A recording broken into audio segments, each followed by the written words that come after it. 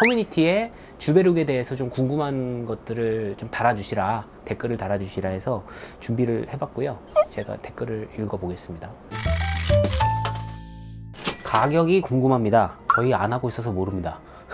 근데 보통 한 회당 4-50 정도? 대부분 병원들에서 제가 알기로는 회당 4-50 정도를 한 3에서 6회 정도, 심지어 그 이상도 할 수 있죠. 스킨 부스터로서의 주베룩 자체는 횟수를 정하고 한다기보다는 정기적으로 콜라겐을 만들기 위한 투자가 되는 거죠. 그런 의미에서 주베룩은 회당 4-50 정도인데 횟수의 반복은 원하는 만큼 할 수도 있다. 근데 주베룩 볼륨은 제가 알기로는 보통 3에서 5회 정도를 진행하는데 한 달에서 2달 정도 간격으로 진행을 합니다.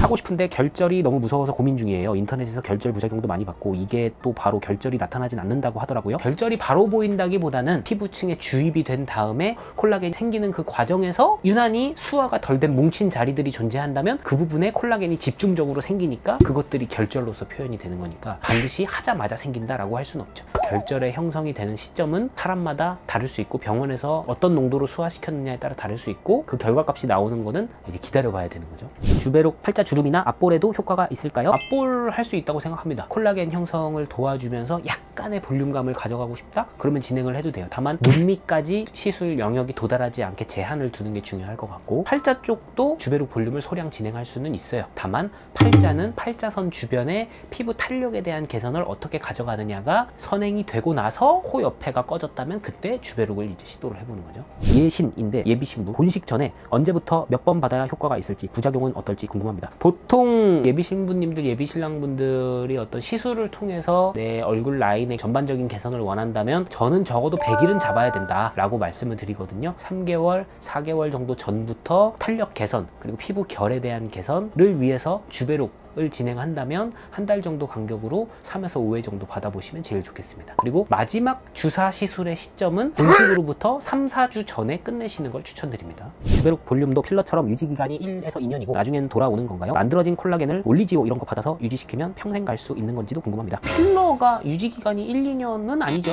일단 필러는 뭐 더 오래 갈 수도 있는 거고 더 짧게 갈 수도 있는 거예요. 이게 사람들이 또 약간 잘못 생각하는 게 뭐냐면 콜라겐 형성을 통해서 엄청난 볼륨감은 생기지 않아요. 피부 및 피하 지방층, 지방층에 지방의 역할을 대체할 수 있는 무언가를 넣어주는 거잖아요. 볼륨이 생기는 역할은 지방으로 하는 거예요. 그러니까 사람들이 지방 이식을 하겠죠. 근데 콜라겐이 지방인가요? 지방은 아니잖아요. 그쵸? 약간의 볼륨감 형성을 도와줄 뿐이지 직접적인 볼륨감 형성을 주려면 지방층의 지방의 역할을 대체할 수 있는 무언가를 넣어줘야 돼요. 콜라겐 형성을 통해서 말도 안 되는 볼륨감이 생길 거라는 기대는 안 하시는 게 좋고요. 그 다음에 만들어진 콜라겐을 올리지오 이런 걸 받아서 유지시킨다? 올리지오 리프팅도 콜라겐 형성에 도움이 되죠. 왜냐하면 고주파 열 자극이 피부 진피층에 자극이 들어감으로써 이 열에 의한 콜라겐 재생성을 도와줄 수 있으니까. 근데 주베룩 볼륨 후에 생긴 콜라겐을 올리지오를 통해서 유지한다는 개념은 아니에요.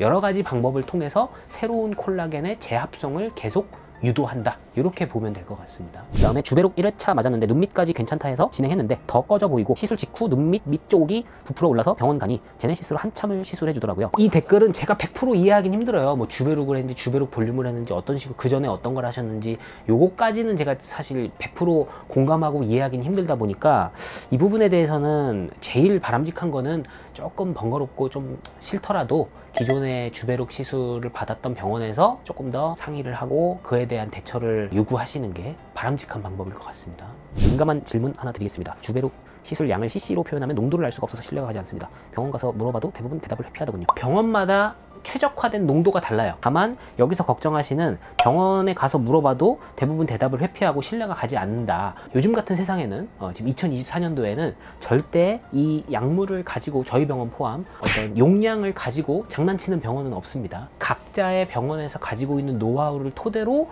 용량을 만들어서 진행을 하는 거기 때문에 이 숫자에 너무 집착하지 마시고 시술 자체에 의미를 두시고 신뢰가 갈 수 있는 병원이라면 또 믿음을 가지고 시술을 반복해서 받아보시길 추천드립니다.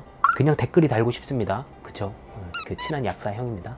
주베룩은 결절 때문에 시술 직후 계속 마사지 해주라고 하던데 그럼 입자가 작은 이것들이 퍼져서 시술 위치를 벗어나지 않을까요? 라는 질문. 특히 눈 밑에 이걸 했다 가정해보세요. 이 좁은 영역에 주베룩 볼륨을 진행했는데 막 여기를 막 마사지를 해주래. 그러면 이 콜라겐이 형성되기 전에 이 주베룩 분말 입자 자체가 막 퍼지겠죠. 그러면 너무 결과가 좋으면 다행인데 눈 밑 지방 패드 쪽으로 가거나 나아가서 다른 부분에 이 입자들이 퍼져서 얘네들이 콜라겐 형성이 생긴다면 그것 때문에 결절이 오히려 생길 수 있겠죠. 그래서 시술 직후의 마사지는 사실 그렇게 권장드리진 않습니다. 주베룩 볼륨이 궁금한데 눈 밑 말고 옆볼이나 앞볼 쪽도 결절 가능성이 높은가요? 높다기보다는 결절 가능성이 있다라고 보는 게 맞죠. 그리고 주베룩이라는 성분이 작용하는 기전과 원리가 궁금합니다. 요거는 콜라겐 형성 물질로서 여러 가지 과정을 거쳐서 결과적으로 콜라겐이 형성되는데 주베룩과 주베룩 볼륨의 차이는 입자 자체의 크기 차이, 그리고 결과적으로 콜라겐 형성의 정도의 차이라고 보시면 되겠습니다. 주베룩 스킨 부스터 받고 광대 쪽에 10원짜리 동정만하게 결절이 생겼습니다. 주베룩 볼륨이 아닌 스킨 부스터도 결절이 생길 수 있을까요? 3개월째인데 그대로 이고 제 원래 피부보다 튀어나와 있다. 원래 다니던 곳 원장님도 바뀌었다.